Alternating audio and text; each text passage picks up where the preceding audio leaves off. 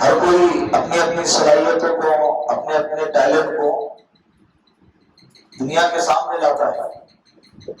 90% social media پر گمراہی کی باتیں، غلط چیزیں اس کے اندر بھری ہوئی، اور امت کا اکثر طبقہ، خاص طور پر نوجوانوں کا طبقہ اس میں جڑا ہوا ہے۔ وہ یہاں نہیں آئیں گے تو ہم کو وہاں جانا پڑے گا۔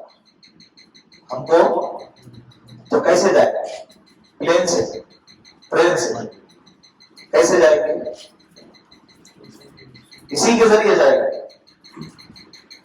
حضرت مولانا الیاس صاحب محمد دامت برکاتہم العالیہ وہ کہتے تھے کہ امت کا نوجوان طبقہ جب سوشل میڈیا پر ہے، وہ یہاں نہیں آتا ہے تو یہ ہماری ذمہ داری ہے کہ ہم وہاں جائیں۔ آج یوٹیوب کھولے تو زیادہ تر ویڈیوز، زیادہ تر کلپیں کس کی آتی ہے؟ کوئی کامیڈی کر رہا ہے، کوئی جوک کر رہا ہے، کوئی پکچر بنا رہا ہے، کوئی گانے بنا رہا ہے، سب کی محنت اس پہ لگی ہوئی ہے۔ تو نوجوان تو جو دکھے گا وہی دیکھے گا، جو دکھایا جائے گا وہی دیکھے گا۔ تو اگر ہماری دینی باتیں، اسلامک باتیں اگر اس میں نہ ہوں گی تو پھر وہ نوجوان بند کمرے میں مجبور ہوگا اسی چیز کو دیکھنے کے لیے جو اس کو دکھ رہا ہے، اسی چیز کو دیکھنے کے لیے جو اس کو دکھ رہا ہے۔ آج کے زمانے میں سوشل میڈیا سے دور رہنا بہت مشکل چیز ہے، تو کیوں نہ ہم اس کا استعمال صحیح کریں، اس کا استعمال کیا کریں؟ صحیح کریں۔ جس چیز سے بچنا ناممکن جیسا اگر ہو جاتا ہے تو اس چیز کو کیا کر دیا جاتا ہے؟ اچھے طریقے سے استعمال کرنے کا طریقہ لے لیا جاتا ہے۔ تو آج کے زمانے میں ہم پہلے بولا کرتے تھے کہ اپنے بچوں کو موبائل سے دور رکھو، بہت سارے علماء ممبر سے بولتے تھے، بہت سارے بڑے بڑے بزرگ اپنے بچوں کو اور اپنے اولادوں کو نصیحت کرتے تھے، اور کیا کہتے تھے کہ موبائل سے دور رہو، دور رکھو۔ لیکن ابھی یہ باتیں جیسا کہ مذاق کی جیسے لگتی ہے کہ رکھ ہی نہیں سکتے۔ یہ لاک ڈاؤن میں تو اس چیز کو اور زیادہ مضبوط بنا دیا ہے۔ باپ کے پاس ایک وقت پہ موبائل نہیں ہوگا، لیکن اس کے اولاد کے پاس رہنا ضروری ہے نا؟ تو پھر اب ان الفاظ کو بدل دیا جائے گا، کیا ٹھیک ہے اب دینا ضروری ہے تو اس کا صحیح استعمال کرو، اس کا کیا کرو؟ صحیح استعمال کرو۔ یہ وقت اللہ کی دی ہوئی امانت ہے، تمہارا اور میرا وقت نہیں ہے، اس کا ہے اللہ کا۔ گیم کھیلنے بیٹھ گئے تو اس پر توجہ نہ دیں۔ توجہ کس پر دیں؟ میرا مقصد یہ نہیں ہے، میرا مقصد آپ لوگ ہیں، جو ہے وہ ہے۔ مثال کے طور پر مدرسے کے اندر کبھی کبھی ایک مدرسے میں 100 بچے ہوتے ہیں اور 15-20 کلاسیں ہوتی ہیں، فزکس کلاس الگ، بنیاد کلاس الگ، عربی کی کلاسیں الگ۔ تو سب 100 بچے جو 15-20 کلاس میں بنیں گے تو ایک کلاس میں کتنے بچے ہوں گے؟ بولو، کسی میں 10، کسی میں 15، کسی میں 8۔ استاد اسی 8 بچے کو لے کر پورا 8 گھنٹے لے کے اس کو درس دیتا ہے، ان کو سمجھاتا ہے، ان کو پڑھاتا ہے، ان کو سکھاتا ہے، اور یہ سمجھ کے یہی 8 لاکھ لوگوں کی ہدایت کا، رہنمائی کا، رہبری کا ذریعہ بن جائے گا۔ ان کی اسی نیت پر اللہ ان سے ایسا کام لیتے ہیں کہ وہی 8 لاکھ لوگوں کی رہبری کا ذریعہ بن جاتے ہیں۔ ہوتا ہی ہے، ایسا ہی ہوتا ہے۔ تو ہماری نیت بھی کیا ہو؟ یہاں بیٹھنے کا مقصد دین قربان کر کے آئے، آپ کے مسل کے بیٹھے ہوئے، اس کا مقصد کیا ہے؟ ہمارا علم حاصل کرنا۔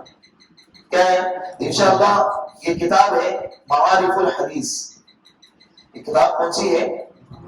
پہلے تو میں سوچ رہا تھا کہ ہر ہفتے کیا بات کرے، ہر ہفتے الگ الگ ٹاپک ہوگا، تو آپ کے بھی ذہن میں نہیں ہوگا کہ آئندہ ہفتے کیا ہوگا، آئندہ ہفتے اگر کوئی ایک رسی ساتھ میں ہوگی، ایک منزل، ایک سرا اور ایک چیز کو جب ایک ٹاپک کو ساتھ میں لے کر چلیں گے تو اس ٹاپک کے ساتھ چلنا ہم لوگوں کے لیے آسان ہو جاتا ہے نا؟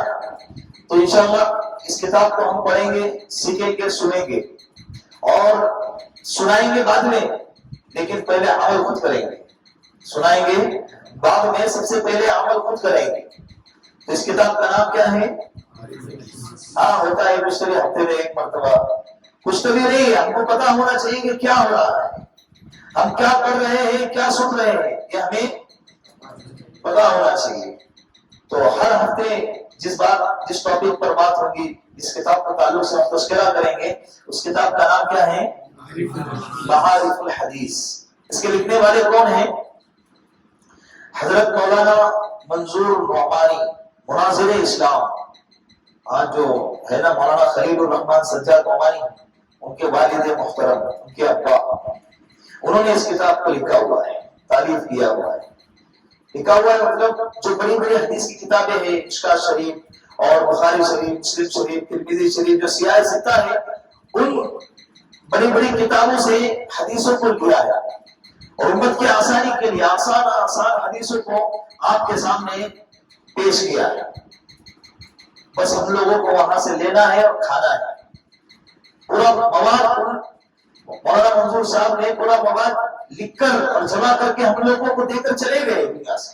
اللہ ان کو غنی کی رحمت کرے، اللہ ان کے قبر کو نور سے بھر دے اور کروٹ کروٹ اللہ رحمت نازل فرمائے۔ یہ کتاب کس نے لکھی ہے؟ مولانا منظور نعمانی رحمت اللہ علیہ۔ یہ کتاب ہے حدیث کے ٹاپک پہ۔ کس ٹاپک پہ؟ حدیث کے ٹاپک۔ ابھی بخاری آپ لوگوں کے سامنے رکھ دی جائے، آپ کو سمجھ میں نہیں آئے گی۔ مسلم شریف رکھ دی جائے، آپ کو سمجھ میں نہیں آئے گی۔ پڑھنا وہ بھی ہے، سمجھنا وہ بھی ہے، یہ نہیں کہ پڑھیں گے وہ لوگ ہے نا، ہمارا کیا ہے؟ نیت رکھو کہ ہم بھی پڑھیں گے۔ اگر اللہ نے موقع نہیں دیا تو ہم اپنی اولاد کو پڑھائیں گے۔ اس کو پڑھائیں گے، اولاد کو تو ضرور پڑھائیں گے۔ کیسا ہے؟ علم کا حاصل کرنا ہر مسلمان پر فرض ہے۔ طلب العلم فریضۃ علی کل مسلم و مسلمۃ۔ ایک روایت میں فقط مسلم ہے اور ایک روایت میں مسلمۃ بھی ہے۔ مرد اور عورت دونوں پر فرض ہے۔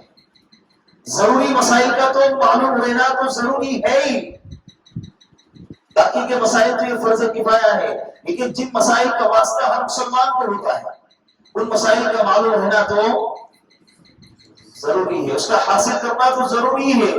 جیسے رمضان کا مہینہ آ گیا تو روزے کے مسائل ہم لوگوں کو معلوم ہونی چاہیے، سحری افطاری کے اوقات کا پتہ ہم لوگوں کو ہونا چاہیے، اور روزہ کن چیزوں سے ٹوٹتا ہے، روزہ کن چیزوں سے مکروہ ہوتا ہے، روزہ کن چیزوں سے فاسد ہوتا ہے، اور کن چیزوں سے ٹوٹنے کی وجہ سے روزے کا کفارہ آتا ہے، اس سارے مسائل ہم کو معلوم ہونے چاہیے۔ جو حضرات حج کرتے ہیں تو حج کو جانے سے پہلے 1-2 مہینے پہلے سے کیمپ لگتا ہے، تربیتی کیمپ جس کو بولتے ہیں۔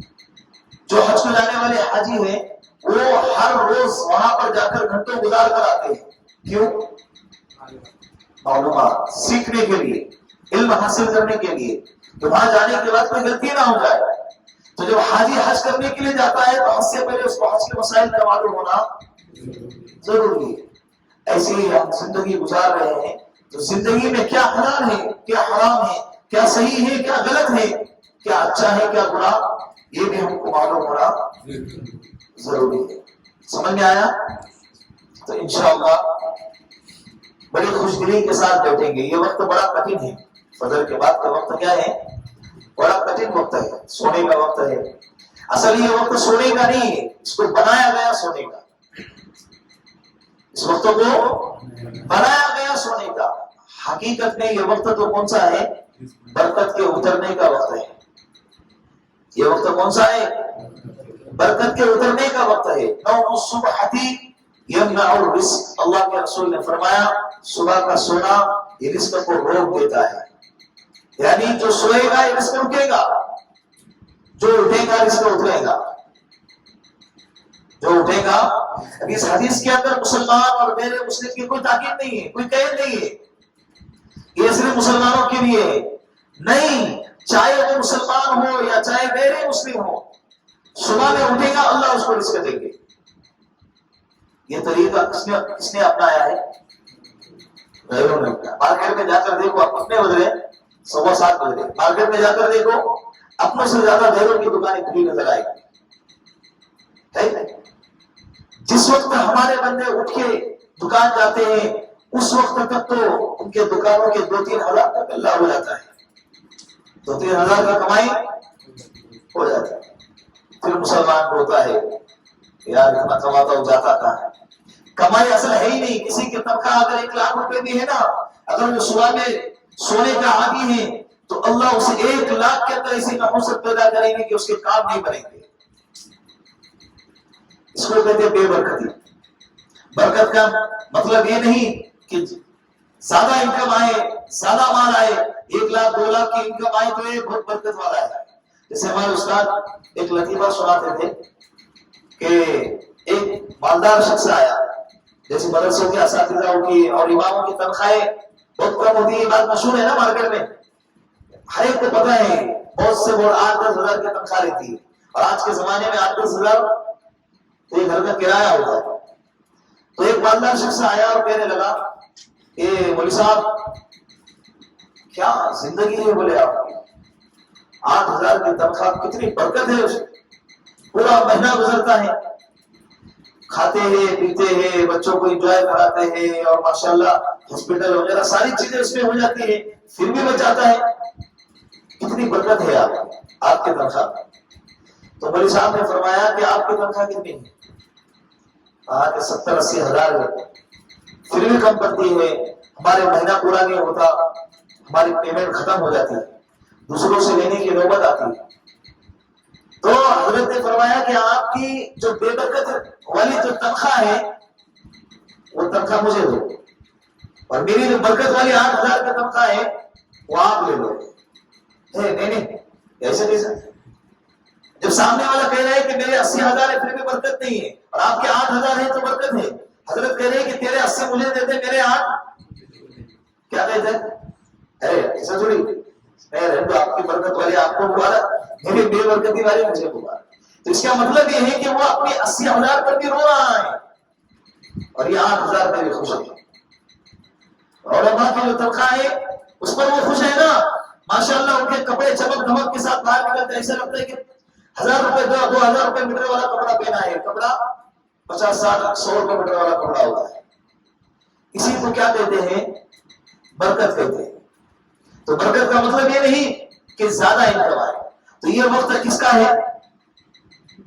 برکت کا وقت ہے. اسی لیے انشاءاللہ یہ کٹھن وقت ہے، پابندی کے ساتھ آئیں گے اور جو باتیں سنیں گے ان باتوں کو ذہن میں رکھیں گے. اگر ذہن کمزور ہے یا دھیان میں نہیں رہتا ہے، بہت ساری ذمہ داریاں ہیں، نوٹ بک ساتھ میں رکھ کے ٹاپک کو اس کے اوپر لکھ کے تاکہ اپنے ذہن میں رہے اور اس کو عملی زندگی میں لانے کی کوشش کریں. سمجھ میں آیا؟ پھر اس کا تذکرہ خود بھی اپنے گھر والوں کے سامنے کرے، اپنے دوست احباب کے سامنے کرے. پکچروں کی باتیں بہت ہو گئی یار، وہ لوگ کما رہے، ہمارا کیا ہے؟ ہم گلا رہے، ہم اپنا ایمان گلا رہے، اپنی آخرت گلا رہے، اور وہ کیا کر رہے ہیں؟ کما کے بیٹھ رہے، شہرت بھی اور دولت بھی، اور ہمارا سب کچھ چلا جا رہا ہے. وقت بھی جا رہا ہے، ایمان بھی جا رہا ہے، چہرے کی رونق بھی جا رہی ہے، اور ہمارے صفات، ایمانی صفات اور اسلامی صفات بھی ختم ہو رہے ہیں. تو اپنے بیٹھنے کی جگہ پر، اپنے ماحول میں کیا ہونا چاہیے؟ یہ اسلامی تذکرہ، یہ اسلامی ٹاپک پہ باتیں. یہ کب ہوگی؟ جب معلوم ہوں گے تب نا. کچھ تو بول، کیا بولو؟ کچھ معلوم ہی نہیں ہے، ہمارا چھاپے کیا بولے گا؟ اس ٹاپک پہ بات کب کرے گا انسان؟ جب اس کو معلوم ہوگا تب بات کرے گا نا. اور معلوم کرنے کے لیے پڑھنا پڑے گا، سننا پڑے گا، سیکھنا پڑے گا نا. انشاءاللہ ہم سیکھنے کے لیے بیٹھے، جہاں پر ہم اس لیے بیٹھے ہیں، سیکھنے کے لیے بیٹھے ہیں. سیکھیں گے اور اس کا تذکرہ کریں گے. آج کیا بات پر ٹاپک، کس ٹاپک پر بات ہوئی؟ آج کیا تذکرہ ہوا؟ اگر جو باتیں آج ہوئی ہے اور الحمدللہ سامنے اگر وہ ہوتی ہوئی نظر آ رہی ہے اور الحمدللہ اس کے خلاف ہو رہی ہے تو ہم روکنے کی کوشش کریں گے. گناہ کی بات ہو، برائی کی چیزیں ہو، یہ ہماری ذمہ داری ہے، کریں گے انشاءاللہ.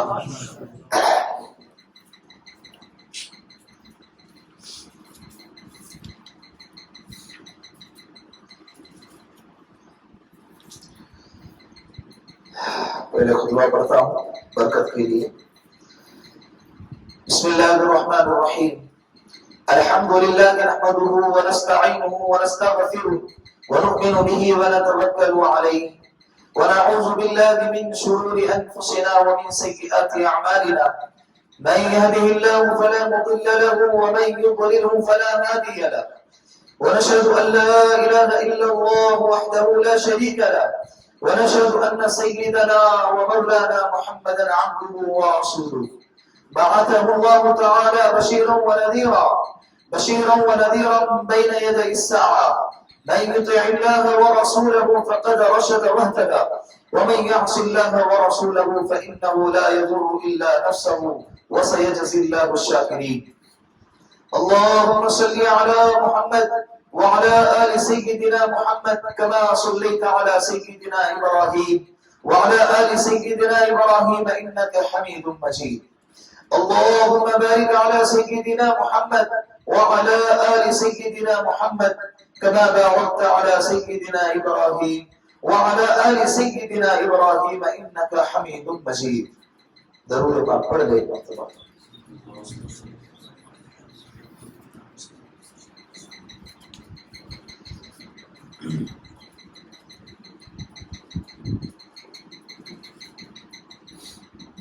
معارف الحدیث کی سب سے پہلی حدیث، پہلے وہ حدیث بیان کرتا ہوں، اس کا ترجمہ کروں گا، اس کے بعد اس حدیث کے ضمن میں جو باتیں آئیں گی وہ باتیں مختصر الفاظ میں آپ لوگوں کے سامنے پیش کروں گا. تو معارف الحدیث کی سب سے پہلی حدیث، اس کا عنوان ہے کہ صرف وہی عمل قابل قبول ہے جو اللہ کے لیے ہو. بولو، صرف وہی عمل قابل قبول ہے جو اللہ کے لیے ہو.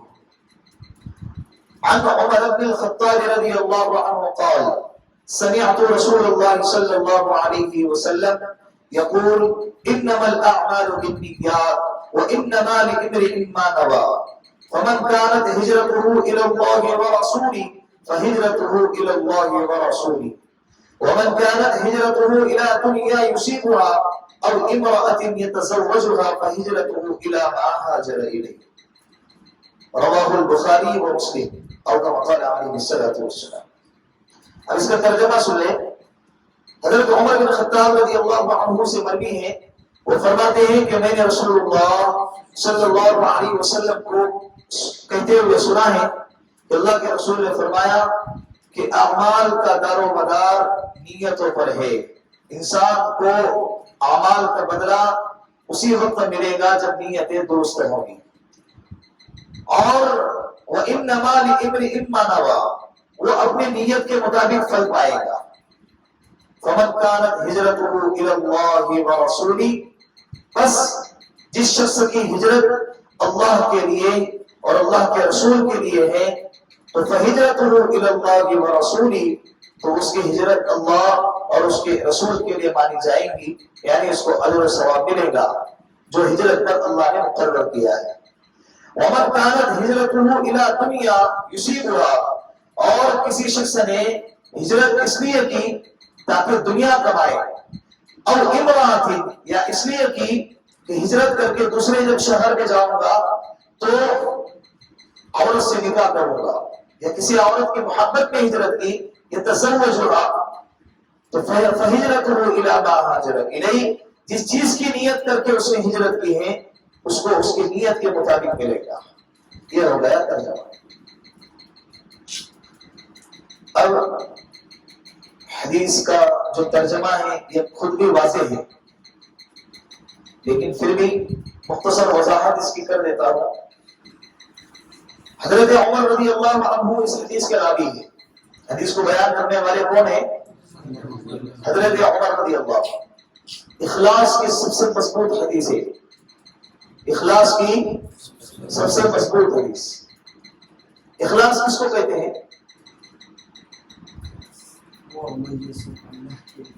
ہر وہ کام جو صرف اللہ کے لیے کیا گیا ہو، ایسا عمل جس میں اللہ کے علاوہ کا دخل نہیں ہے، اس کا نام کیا ہے؟ اخلاص. اور اخلاص سے دکھنے والی چیز نہیں ہے، اخلاص سے چھپانے والی چیز ہے. اخلاص نہ دکھانے کی چیز ہے، دکھائے گی تو اخلاص کیسا؟ وہ تو ریا ہوگی. تو اخلاص کیا ہے؟ چھپانے کی چیز ہے. تو سب سے بنیادی چیز اخلاص یہ عبادت کی روح ہے. اخلاص یہ عبادت کی کیا ہے؟ روح. جیسے انسان کے جسم میں ایک روح ہوتی ہے، وہ چلتا ہے، پھرتا ہے، اٹھتا ہے، بیٹھتا ہے، سوتا ہے، کھاتا ہے، پیتا ہے، بولتا ہے، حرکتیں کرتا ہے. یہ سب جسموں کا کمال نہیں ہے، یہ کس کا کمال ہے؟ جسم میں چھپی روح کا کمال ہے. جیسے انسان کے جسم سے روح نکل جاتی ہے، ہاتھ بھی وہی ہے، پیر بھی وہی ہے، آنکھیں بھی وہی ہے، کان بھی وہی ہے، لیکن اس کا نام ہم انسان نہیں کہتے بلکہ اس کو کیا کہتے ہیں؟ بولو، میت کہتے ہیں. کیا کہتے ہیں اسے؟ روح نکل گئی، حالانکہ جسم باقی ہے. تو پتا چلا کہ جسم اصل نہیں ہے، جسم کے اندر کی روح اصل ہے. ایسے ہی ہر عبادات کے اندر کیا اصل ہے؟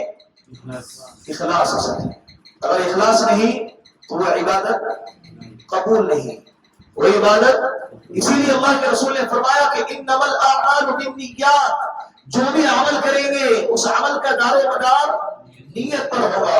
اگر نیت خالص اللہ کے لیے ہے تو اللہ اس عمل کا بدلہ دے گا، اور اگر نیت اللہ کے لیے نہیں ہے اور کسی اور کو دکھانے کے لیے ہے تو اللہ کیا کرے گا؟ اللہ پھر پکڑ بھی کرے گا.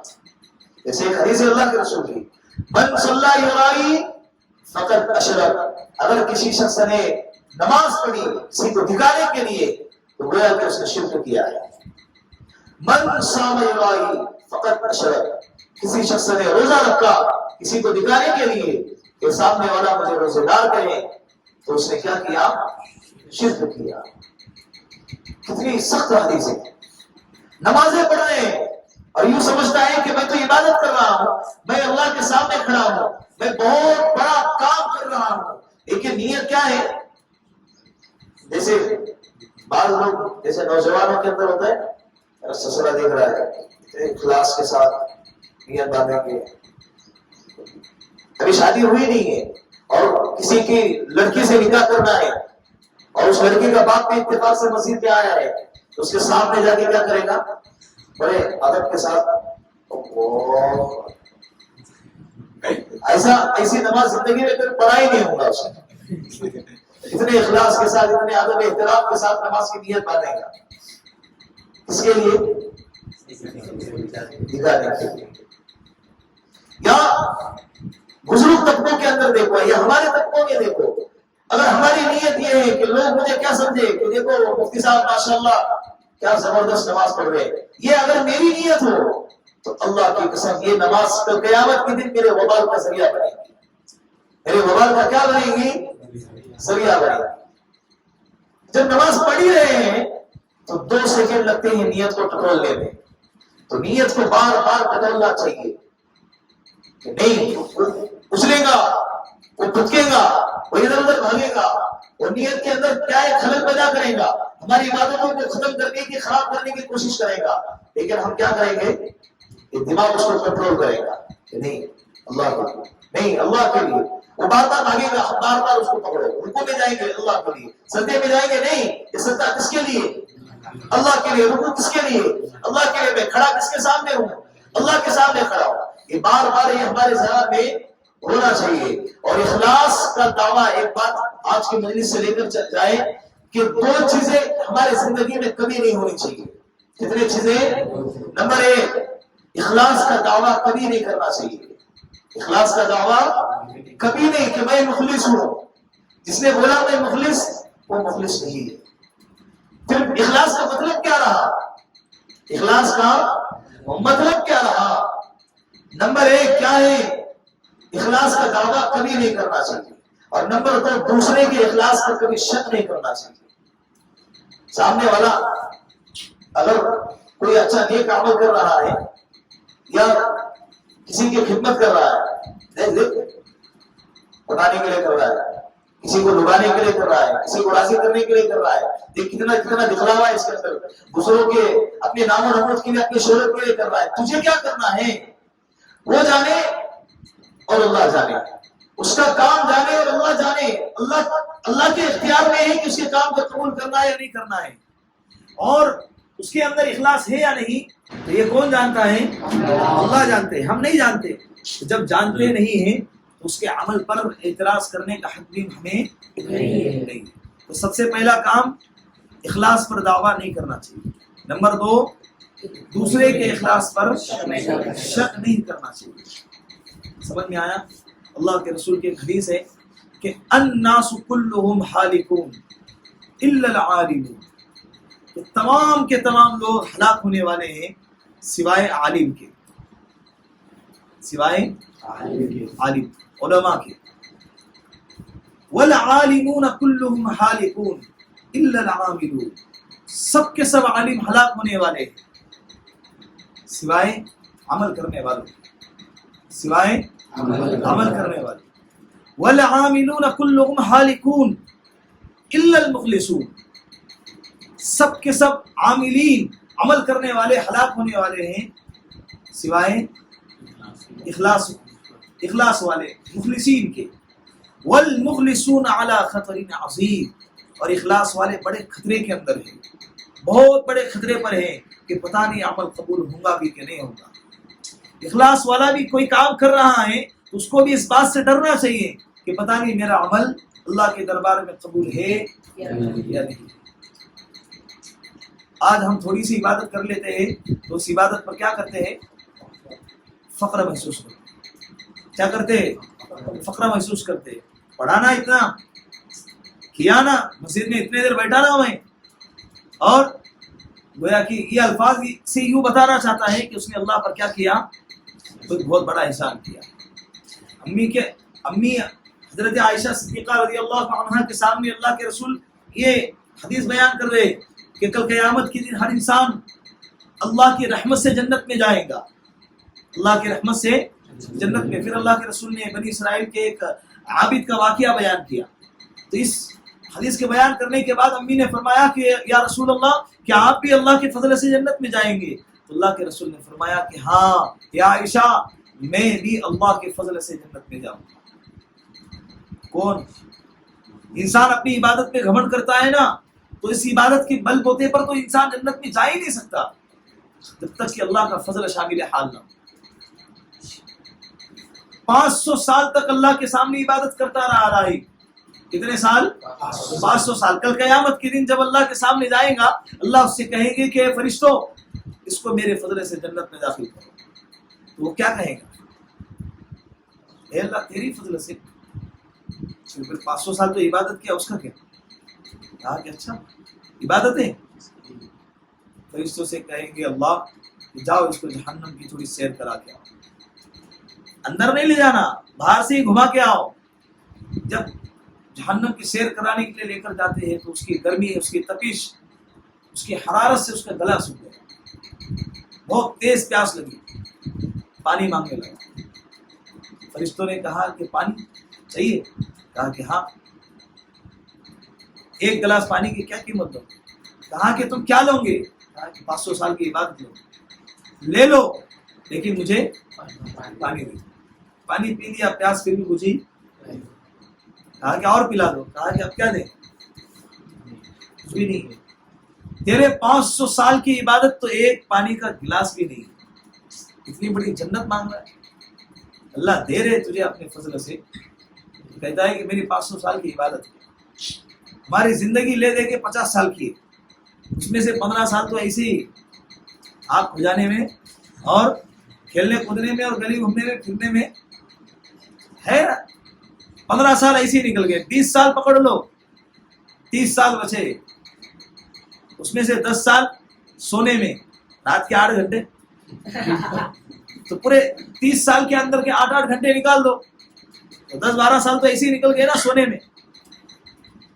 نیند میں بھی عبادت کرتا ہے. کرے گا تو گھر والے چپل سے ماریں گے. کیا ہوگا دیکھو، اٹھا کر مولوی صاحب کے پاس لے کے جائیں گے. مولوی صاحب دیکھو اس کو کیا ہوگا. آدھی رات کو اٹھ کے نماز پڑھ رہا تھا، نیند میں ہی نماز پڑھ رہا تھا، اٹھ کے ایسے ذکر کر رہا تھا، منڈیا ہلا رہا تھا. اس کو دیکھو کیا ہو گیا. ہوگا کہ نہیں ایسا؟ تو 10-12 سال ایسے ہی نکل گئے. پھر کاروبار ہے، کام دھندا ہے، پڑھنے والے اسٹوڈنٹ کا ان کا زمانہ ہے، پھر رشتے داری، پھر تعلقات، پھر گھومنا پھرنا ہے، کھانا پینا، پھر ضروریات، حاجات. یہ ساری چیزیں کو اگر نکال دیا جائے تو کتنا وقت بچتا ہے عبادت کے لیے؟ کچھ بھی نہیں.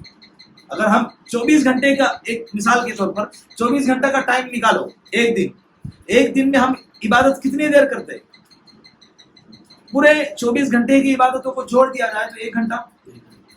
فجر، ظہر، عصر، مغرب، عشاء اور قرآن کریم کی تلاوت، ذکر و اذکار جو بھی اگر کوئی کرتا ہے تو یہ سب کو اگر ملا دیا جائے تو 1 گھنٹہ، پورے 30 سال کے اندر ہر روز 1 گھنٹہ، تو 30 سال کے تو کتنا ہوا؟ 500 سال کی عبادت ہو گئی؟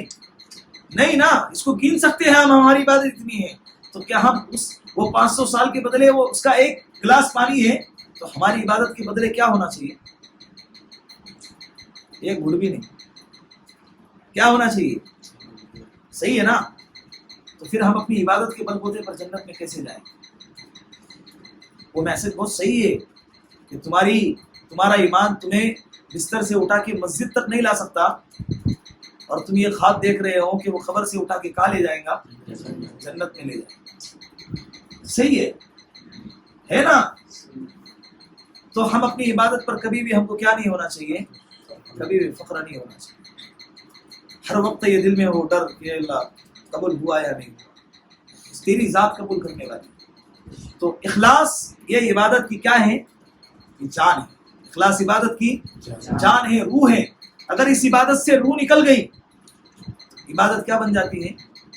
کھوکھلی بن جاتی ہے، اس کا کوئی مطلب ہی نہیں رہتا ہے۔ اس کا کل قیامت کے دن اللہ کے رسول کے حدیث ہے، کل قیامت کے دن اللہ کے سامنے 3 شخصوں کو لایا جائے گا۔ نمبر 1 مجاہد، اللہ اسے پوچھیں گے، غور سے سننا یہ حدیث، اللہ اسے پوچھیں گے مجاہد کس کو کہتے ہیں؟ اللہ کے راستے میں لڑنے والا، اللہ کے لیے جہاد کرنے والا۔ جہاد کے بہت سارے معنی ہیں، اپنے نفس کے خلاف لڑنا اور گناہوں سے بچنا، اپنے آپ کو گناہوں سے روکنا، یہ بھی ایک قسم کا جہاد ہے۔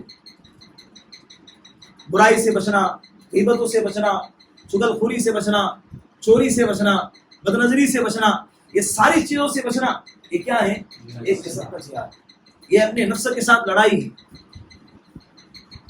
تو کل قیامت کے دن اللہ کے سامنے کوئی انسان ایک مجاہد ہے، لڑتے لڑتے اللہ کے لیے لڑ رہا ہے، اللہ کے کلمے کو بلند کرنے کے لیے لڑ رہا ہے، لڑتے لڑتے کیا ہو گیا؟ شہید ہو گیا، اس کا خون بہا، اس کے ٹکڑے ہو گئے اور مر گیا۔ اگر اس کی نیت اللہ کے لیے نہیں تھی، نیت کیا تھی؟ جو دیکھنے والے ہیں مجھے یا میری داستان لکھی جا رہی ہے تو وہ دیکھنے والے مجھے کیا سمجھے؟ کیا شیر آدمی، کیا بہادر آدمی تھا، کیا زبردست شخص تھا، کتنے بہادری سے لڑا اور لڑتے لڑتے شہید ہو گیا۔ اگر اس کی یہ نیت ہو اور اسی نیت کے ساتھ میدان میں اترا اور اسی نیت کے ساتھ اگر شہید ہو گیا تو کل قیامت کے دن اللہ اس کو بلائیں گے، اس کو پوچھیں گے میں نے تجھ کو فلاں فلاں نعمتیں دی تھی، تو نے کیا کیا؟ کہے گا کہ اللہ میں نے تیری نعمتوں کا حق ادا کیا۔ کہا کہ پھر تجھے میں نے مجاہد بنایا تھا، تو نے کیا کیا؟ کہا کہ اللہ میں نے تیرے دین کو بلند کرنے کے لیے، تیرے اسلام کو بلند کرنے کے لیے میں نے جہاد کیا، اور تیرے کلمے کو بلند کرنے کے خاطر میں لڑتے لڑتے میں شہید ہو گیا اور تیرے سامنے پیش ہو گیا۔ اللہ کہیں گے تو جھوٹ بولتا ہے۔ کیا کہیں گے؟ جھوٹ بولتا ہے۔ تو نے اس لیے جہاد کیا تاکہ لوگ تجھے بہادر کہیں، لوگ تجھے بہادر کہیں، لوگ تجھے بڑا دلیر کہیں، اس لیے تو نے جہاد کیا۔ دنیا میں کہا جا چکا، لوگوں نے تیری تعریف کی، لوگوں نے تجھے مجاہد کہا، تجھے بہادر کہا، تجھے دلیر کہا، سو کہا جا چکا۔ فرشتوں سے کہے گے اسے اوندے منہ گھسیٹ کر جہنم میں پھینک۔ کسے؟ اللہ کے راستے میں شہید ہو گیا۔ کیوں؟ جہنم میں پھینکا جا رہا ہے۔ کیوں پھینکا جا رہا ہے؟ نیت کی وجہ سے۔ حالانکہ جسموں کی تو چھنی کیا تھا نا اس نے، صرف دل کا مسئلہ تھا۔ کس کا مسئلہ تھا؟ صرف دل کا مسئلہ تھا۔ ان اللہ یعلم ما فی الصدور، لوگ نہیں دیکھ رہے تو کیا ہو گیا؟ اللہ تو دل کے حال کو جانتا ہے نا، ہم کیا سوچ رہے ہیں، ہمارے دل و دماغ میں کیا چیزیں پنپ رہی ہے، کیا چیزیں گردش کر رہی ہے، کون جانتا ہے؟ اللہ تو جانتا۔ اللہ کو دھوکہ نہیں دے سکتے نا۔ پھر دوسرے شخص کو لایا جائے گا، کون؟ عالم۔ پہلا کون ہے؟ مجاہد۔ دوسرا کون؟ عالم۔ اس سے اللہ پوچھیں گے بول تو نے اپنے علم پر کیا عمل کیا اور علم کیوں حاصل کیا؟ وہ کہے گا کہ اللہ میں نے علم تیری رضا کے لیے حاصل کیا اور علم پر میں نے عمل کیا اور تیرے بندوں تک میں نے علم کو پہنچایا ہے اور لوگوں کو گمراہی سے بچایا ہے. اے اللہ زندگی کے آخری سانس تک میں یہ کرتا رہا یہاں تک کہ میں مر گیا اور تیرے سامنے آ کر کھڑا ہوا. اللہ کہیں گے تو جھوٹ بولتا ہے. کیا کہیں گے؟ جھوٹ بولتا ہے.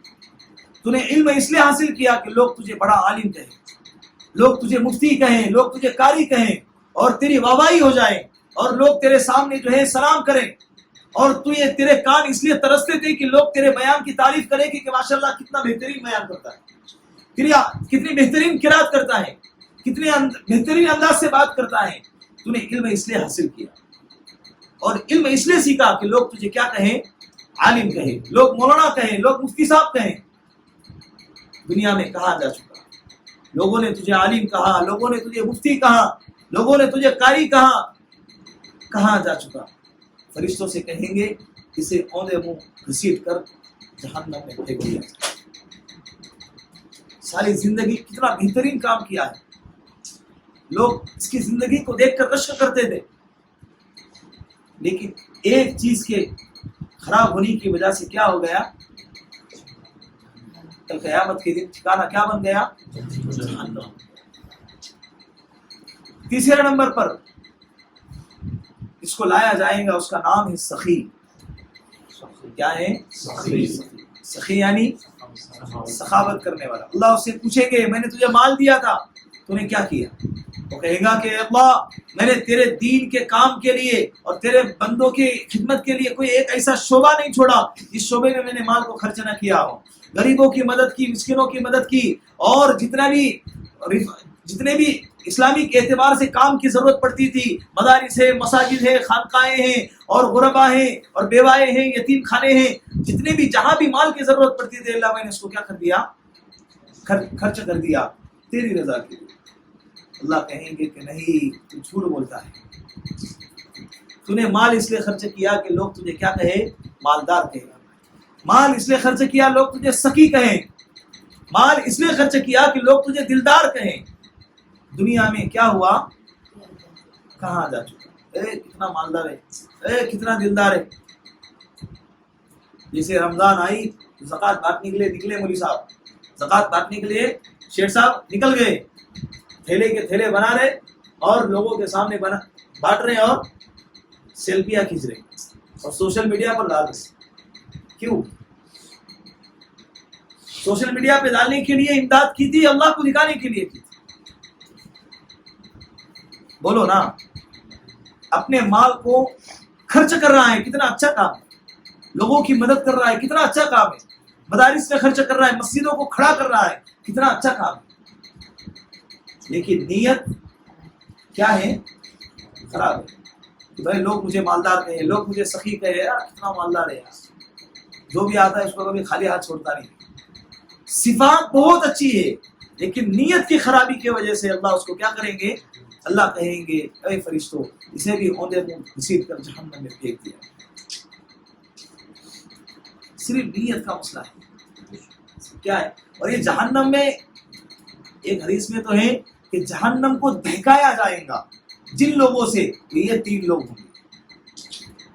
جہنم میں داخل کیا جائے گا نہیں, جہنم کو دہکایا جائے گا. دہکانے کا مطلب سمجھتے, جیسے پہلے زمانے میں چولہا ہوتا تھا, آج بھی ہے, تو چولہے کو سلگانے سے پہلے اس کو دہکانے کے لیے, سلگانے کے لیے کچھ لکڑیاں ڈالی جاتی, اس کے بعد دوسرے لکڑیاں ڈالی جاتی. تو اسٹارٹ میں سلگانے کے لیے جو لکڑیاں ڈالی جائیں گی, جو لکڑیاں ڈالی جاتی ہیں ان لکڑیوں کا نام کیا ہے؟ یہ سخی, یہ عالم, یہ مجاہد. یہ تینوں کو کل قیامت کے دن جہنم کے دہکانے کے لیے ڈالا جائے. حالانکہ کتنا بہترین کام, صرف ایک چیز کی خرابی کی وجہ سے. وہ کیا ہے؟ نیت کی خرابی. اس لیے اس کو بار بار کیا کرتے رہنا چاہیے؟ ٹٹولتے رہنا چاہیے, درست کرتے رہنا چاہیے. کوئی اسکول والا اسکول میں جا کے اسکول پڑھ رہا ہے, پڑھے, منع نہیں, نیت درست کرے. نہیں یہ پڑھ کر امت کے قوم کے کام آ جاؤ تو اللہ راضی ہے. کام کر رہے ہیں نیت کہ میں حرام سے بچ جاؤں, حلال کماؤں تاکہ اللہ راضی. तुम्हारी कमाई भी सवाब बन जाएगी। क्या नमाज पढ़ के रियाकारी है तो गुनाह है, और काम कर रहा है अगर इखलास है तो यह इबादत बुरी नहीं है और वो अच्छा नहीं है। दोनों में एक चीज कॉमन है, क्या? इखलास। एक चीज क्या कॉमन है? इखलास। बात समझ में आई कि नहीं समझ में आई? हाँ, तो अपनी नियतों को दुरुस्त करना ये हमारे लिए आज के दर्स का सबसे मेन बुनियादी चीज क्या है? नियत की दुरुस्त करनी। आज के हदीस में तर्जमा सुने आपने कि इन्नमल अअमालु बिन्नियात, अमाल का दारो मदार नियतों पर है। अगर नियत दुरुस्त रही तो अल्लाह उसको उसका सवाब अता करेंगे। फइन्नमा फहिजरतुहु इलल्लाहि व रसूली फमन कानत हिजरतुहु इलल्लाहि व रसूली फहिजरतुहु इलल्लाहि व रसूली। अगर किसी शख्स ने अल्लाह के लिए और अल्लाह के रसूल के लिए हिजरत की है तो उसकी हिजरत अल्लाह के और अल्लाह के रसूल के लिए मानी जाएंगी। यानी जो हिजरत पर अल्लाह ने सवाब रखा है अल्लाह उसको सवाब अता करे। हिजरत किसको कहते हैं?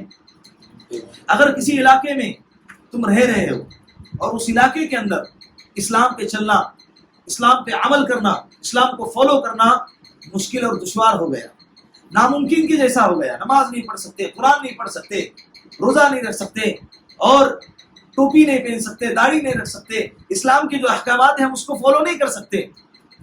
तो इस्लाम को पाने के लिए, इस्लाम की मोहब्बत में हमने क्या की? हिजरत की। उस जगह को छोड़ा और दूसरी जगह पे चले। तो ये हमारा जाना किस लिए? मिसाल के तौर पर हम इधर ही की मिसाल लेते हैं। कोई पुणे में रहता है, पुणे में ऐसे हालात हैं कि अल्लाह ना करे, पुणे में ऐसे हालात हैं कि इस्लाम पे चलना मुश्किल हो गया, और बम्बई के अंदर क्या है माशाल्लाह हर कोई अपनी आज़ादी से इस्लाम पर चल सकता है। तो यहाँ से हमने पुणे को छोड़ा और कहाँ चले गए? हालांकि पुणे में हमारा बिजनेस था, पुणे में हमारा कारोबार था, पुणे में हमारे मकानात थे, सबको छोड़ा। हमने क्या किया? बेच बाज के नहीं, बेचेंगे तो नफा आएगा। सहाबा ने जो किया है ना, बेच बाज के लिए आज के जमाने में अगर किया तो वो भी सवाब का हामिल है। लेकिन सहाबा ने जो हिजरत की है वो कैसी थी? छोड़ के पूरी प्रॉपर्टी छोड़ दिया, पूरी जायदाद को छोड़ दिया उन्होंने, पूरे मालियत को छोड़ दिया। किसके लिए? अपने मकानात को, अपने दुकानात को, अपनी जायदाद को, सब कुछ छोड़ा। बाद लोगों ने तो अपने खानदान को छोड़ा। किसी की बीवी मुसलमान थी तो शोहर नहीं था, बीवी निकल गई। बच्चा मुसलमान था, माँ बाप नहीं थे तो बच्चा निकल गया। किसको छोड़ा इसने? माँ बाप को छोड़ा। माँ बाप मुसलमान थे, बच्चे नहीं थे, बच्चे मतलब बड़े, वो बच्चे भी बड़े थे उनके लिए, तो अपनी औलाद को छोड़कर चले। अपनी औलाद को छोड़ के कोई जाता है? एक दिन के लिए जाते तो परेशान हो जाते, खाया कि नहीं, पिया कि नहीं, सोया कि नहीं, कहाँ जा रहा, किधर जा रहा, नहाया कि नहीं, कपड़े क्या पहना, इतने सारी फिक्रें एक दिन के लिए। फोन लगा लगा कर खबरें पूछते हैं। इन्होंने अल्लाह के लिए सब कुछ क्या कर दिया? हमेशा के लिए छोड़कर चले। तो ऐसे ही किसी ने पुणे को छोड़ा और बंबई चले गए। जाने को क्या बोलते हैं? हिजरत कहते हैं। क्या कहते हैं इसको? हिजरत कहते हैं। इसीलिए हदीस में कहा कि फमन कानत हिजरतुहु मन कानत हिजरतुहु इलल्लाहि व रसूली, किसी ने अल्लाह के लिए हिजरत की और अल्लाह के रसूल के लिए हिजरत की तो फहिजरतुहु इलल्लाहि व रसूली। बात समझ में आ गई?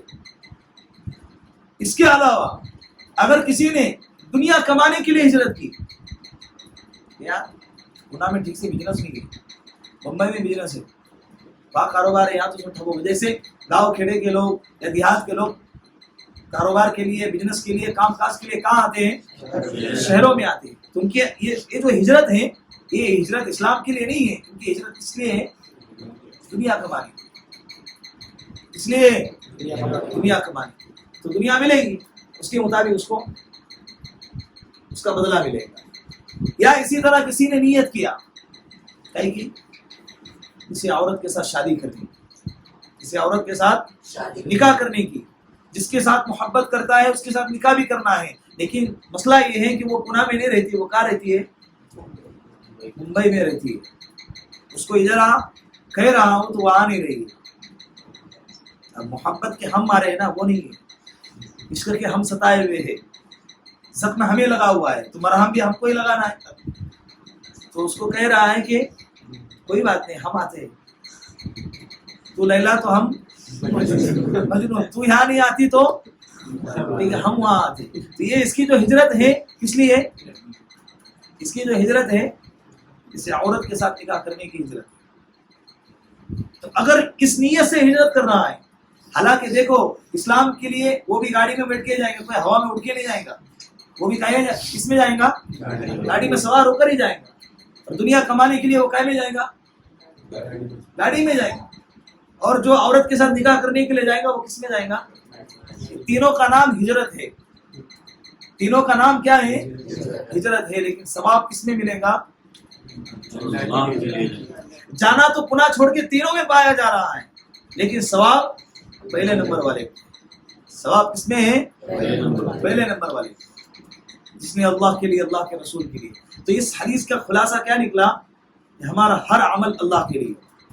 ہمارا ہر عمل کس کے لیے ہو؟ کھانا کھا رہے ہیں، ٹھیک ہے، کھاؤ یار، تم کو جو پسند ہے کھاؤ، پیزا کھاؤ، پانی پوری کھاؤ، تمہیں جو کھانا ہے وہ کھاؤ، بریانی کھاؤ، تمہیں جو پسند ہے وہ کھاؤ. لیکن کھانے میں نیت اگر یہ ہو کہ اگر یہ کھا لیا، اور جو کھانا ہے اس کا مطلب کیا ہے؟ جو حلال ہے، یعنی کہ جو کھانا ہے وہ کھاؤ، تو حرام بھی کھاؤ، نیت اچھی رکھو. اور اس حدیث سے ایک اور بات سمجھ میں آ گئی کہ نیت اگر درست ہوں گی تو ثواب ملے گا. اچھا عمل بھی ہے اور نیت اگر درست نہیں ہے تو ثواب نہیں ملے گا. اس کا مطلب یہ نہیں کہ اگر کوئی برائی کر رہا ہے، برا کام کر رہا ہے، اور اس میں اگر اچھی نیت کر رہا ہے تو اس کو ثواب ملے گا. یہ بات بھی کیا ہے؟ غلط ہے. بات سمجھ میں آ رہی؟ اس کی ایک چھوٹی سی مثال، جیسے مثال کے طور پر کوئی انسان چوری کر رہا ہے، 10 لاکھ کا کیا کر دیا اس نے؟ بڑا ہاتھ مار دیا، اور نیت کیا رکھا؟ غریبوں کا فائدہ ہو جائے یار. بہت سارے ہمارے گلی میں بیچارے غریب ہیں، راشن پانی سب کو 10 لاکھ لے لیا ادھر سے کھینچ کے، اور مست 2-3 ہزار کا کیا کر دیا؟ راشن کٹ بنا دیا اور بانٹ دیا سب کے گھروں کے اندر، کھاؤ عیش کرو. اور نیت کیا کہ غریبوں کا فائدہ ہو. جو کام فی نفسی ہی غلط ہے وہ اچھی نیت سے بھی اچھا ہونے والا نہیں ہے. شراب پی رہا ہے یہ نیت سے کہ بھائی میرا ٹینشن دور ہو جائے، اور جو ہے میری مانسک سنتولن جگہ پہ آ جائے، جو میری ہڈی بھی ہے نا وہ ایک جگہ پہ آ جائے، میں کسی کو کچھ بھی بول رہا ہوں اور کچھ غلط راستے پہ جا رہا ہوں، تو شراب پیوں گا تو کیا ہوگا؟ میرا دماغ تھوڑا ٹھنڈا ہو جائے گا. یہ نیت سے اگر شراب پی رہا ہے تو اس کو ثواب ملے گا؟ نہیں ملے گا. جو غلط ہے وہ اچھی نیت سے درست ہونے والا نہیں. یہ جو بات جو شروع سے لے کر ابھی تک جو چل رہی ہے وہ کس لیے ہے؟ اچھے اعمال کے اندر اگر نیت درست نہیں ہے وہ اچھے اعمال بھی خراب ہو جائیں گے. برے اعمال میں اچھی نیت ہے تو برے اعمال اچھے ہو جائیں گے، ایسا نہیں ہے. تو اس کا یہ مطلب نہ نکالے کہ چلو بھائی دیکھو یہ نیت سے کہ بھائی کسی لڑکی کو دیکھ رہا ہے اور یہ نیت سے دیکھ رہا ہے کہ اللہ کی کیا قدرت ہے، اللہ نے کیا بنائی ہے کائنات میں، ایسا بنا سکتا ہے؟ نہیں بنا سکتا. اللہ کی قدرت کو غور کرنے کے لیے اگر کوئی شخص ایسا دیکھ رہا ہے اور ثواب کی نیت رکھتا ہے، ثواب نہیں ملے گا بلکہ کیا ملے گا؟ کوڑے بھی پڑیں گے. قدرت پہ غور کرنے کے لیے کائنات میں بہت ساری چیزیں ہیں، آسمان ہے، زمین ہے، یہ پہاڑ ہے، درخت ہے، آسمان سے برسنے، بادلوں سے برسنے والا بارش ہے، پانی ہے، بہت ساری چیزیں. اللہ قرآن کہتا ہے فی انفسکم، تو اپنے ذات پہ غور کرنا، آنکھوں پہ غور کر، کانوں پہ غور کر، بالوں پہ غور کر. روز ہر وقت کاٹتا ہے پھر بڑھتے ہیں، ناخن کاٹتا ہے پھر بڑھتے ہیں. کیا تیرے جسموں میں ناخن ہے؟ انگلیاں پھوڑ کے دیکھ ناخن ہے یا نہیں، نہیں نکلے گا. پھر ناخن آتے کہاں سے؟ سر پھوڑ کے دیکھ اندر بال کا گچھا پڑا ہوا ہے کہ ہر مرتبہ کاٹتا ہے پھر بڑھتے ہیں، پھر کاٹتا ہے پھر بڑھتے ہیں. کہاں سے آتے؟ غور کر یار. یہ آنکھوں میں روشنی ہے نہیں، یہ اللہ نے روشنی ڈالی ہے. ورنہ بہت سارے آنکھ جس کو ہے نا، نابیناؤں کی مدرسے میں لے کر گیا تھا تم کو، میں نے دیکھا کیا ان کی آنکھیں نہیں تھی، یا چپٹا تھا ایسا، تھی نا آنکھیں، پھر بھی نظر نہیں آ رہا ہے. کیوں؟ اللہ نے اس میں روشنی نہیں ڈالی.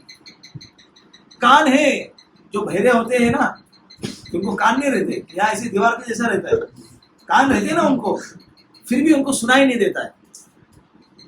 کیوں نہیں سنا؟ اللہ نے ان کے کانوں کے اندر سننے کی طاقت نہیں رکھی.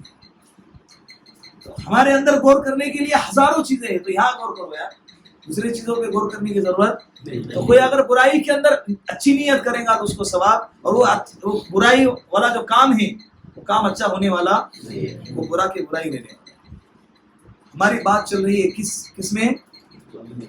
اچھے اعمال میں. अमाल अच्छे कर रहा है, लेकिन उसमें नीयत क्या है? उसमें नीयत बोलो, उसमें नीयत अगर दुरुस्त नहीं है, लोगों को दिखाने की नीयत है या किसी और चीज की नीयत है, अल्लाह के लिए नहीं है, तो अच्छा अमल भी क्या बन जाएगा? इस्लाम 3 चीजों का नाम है, एक अमाल, एक एतकादात और एक इखलास। इस्लाम 3 चीजों का नाम है, एक अमाल, एतकादात, तीसरा इखलास। तो ये जो हदीस है, बाज़ मुहद्दिसीन कहते हैं कि ये हदीस इस्लाम का तीसरा हिस्सा है। ये हदीस क्या है? इस्लाम का तीसरा हिस्सा है। इसलिए कहते हैं कि इस्लाम 3 चीजों का नाम है, तो तिहाई हिस्सा ये हदीस, ये इस्लाम इखलास को जामे है। इखलास को क्या है? बात समझ में आ रही? इसीलिए बड़े बड़े मुहद्दिसीन ने अपनी किताब का जो आगाज किया है, अपनी किताब की जो इब्तिदा की है, तो इसी हदीस से। इमाम बुखारी रहमतुल्लाह अलैह ने बुखारी शरीफ जब लिखी है, तो बुखारी शरीफ की पहली हदीस जो लिखी है तो कौन सी है? इन्नमल अअमालु बिन्नियात व इन्नमा लिकुल्लि इम्रिइन मा नवा फमन कानत हिजरतुहु इलल्लाहि व रसूलिही फहिजरतुहु इलल्लाहि व रसूलिही फमन कानत हिजरतुहु इला दुनिया युसीबुहा औ इम्राअतिन यतज़व्वजुहा फहिजरतुहु इला मा हाजर इलैहि। ये हदीस रवाहुल बुखारी और मुस्लिम शरीफ में भी है और बुखारी शरीफ में भी है। इमाम मुस्लिम ने भी और इमाम बुखारी ने भी इस हदीस को सबसे पहले नकल किया। इसीलिए मौलाना मंजूर नोमानी कहते हैं कि मैंने भी बुजुर्गों का तर्ज अपनाते हुए मैंने भी अपनी किताब की इब्तिदा इसी हदीस से की। अपनी किताब की इब्तिदा किससे की है? और हमारी आज के मजलिस की इब्तिदा भी किससे हुई है? इसी हदीस। हदीस की अहमियत समझ में आ गई? हदीस की अहमियत समझ में आ गई है। दूसरी बात, दुआएं करते रहे। काम छोटा या बड़ा नहीं होता, नीयत उसकी असल होती है। हमने अच्छी नीयत से इस काम को शुरू किया। बहुत सारे लोग काम शुरू करते हैं लेकिन मंजिल तक पहुंचते नहीं। तो दुआ करें अल्लाह सबसे पहले हमारे यहाँ बैठने को जो है कबूल फरमाए और अल्लाह हमारे अंदर इखलास वाली नीयत, इखलास वाली कैफियत पैदा फरमाए कि अल्लाह हमारे बैठना तेरे लिए, सुनना तेरे लिए, अल्लाह अमल की तौफीक अता फरमाए। और इस मजलिस को, इस सिलसिले को अल्लाह क्या कर, हमेशा के लिए जारी रख, हमेशा के लिए जारी रख। यहाँ पर बैठने वाला भी तब्दील होगा, सुनने वाले भी क्या होंगे? तब्दील होंगे। ये काम नहीं रुकना चाहिए। क्या होना चाहिए? काम नहीं। असल चीज क्या है? काम। असल चीज काम है। भाई मैं नहीं आया तो क्या हो गया? आज की मजलिस नहीं होगी? नहीं, मजलिस होगी, कोई और आएगा। असल चीज यहाँ पर शख्सियत परस्ती नहीं चलेगी। हम मुफ्ती साहब को सुनने नहीं आ रहे, हम किसको सुनने आ रहे? दीन की बातों को सुनने आ रहे, हदीस की बातों को सुनने आ रहे। समझ में आ रहा है? तुम नहीं आए आज तो सोहेल में नहीं आए, चलो आज मैं बात नहीं करते, मेरा मूड नहीं हो रहा। नहीं, आज मुझे आमिर साहब नहीं आए, मेरा मूड नहीं हो रहा। तुम मकसद नहीं है, मेरा मकसद कौन है? अल्लाह है। मैं मकसद नहीं है, तुम्हारा मकसद कौन होना चाहिए? अल्लाह होना चाहिए। अगर ये नियत होगी ना तो अल्लाह की कसम खा के कहता हूँ ये सिलसिला अल्लाह क़यामत तक चलाएगा। और बहुत सारी चीजें ऐसी हैं जो इब्तिदा में ऐसी ही छोटी थी, लेकिन जब उसकी बुनियाद इखलास पे रखी गई तो अल्लाह ने उसको क्या कर दिया? एक तनावर दरख्त बना दिया। उसके दरख्त के शाखे फैली, उसके फल आने लगे, उसके फूल आने लगे, उसकी खुशबुएं महकने लगी पूरे मुआशरे में। शर्त यह है कि उस दरख्त की बीज इखलास पर टिकी, उसकी बुनियाद किस पे हो? इखलास। इसीलिए दुआ करें कि अल्लाह रब्बुल इज्जत हमारे बैठने को कबूल करे और हमारे आने को कबूल फरमाए, हमारी नीयत की कुर्बानी को अल्लाह कबूल फरमाए। और साथ में ये नियत करे कि ये सिलसिला अल्लाह दुआएं करे, बाद में भी दुआएं करते रहे कि अल्लाह इस सिलसिले को क्या करे? कायम और दायम रखे। अल्लाह अमल की तौफीक अता फरमाए।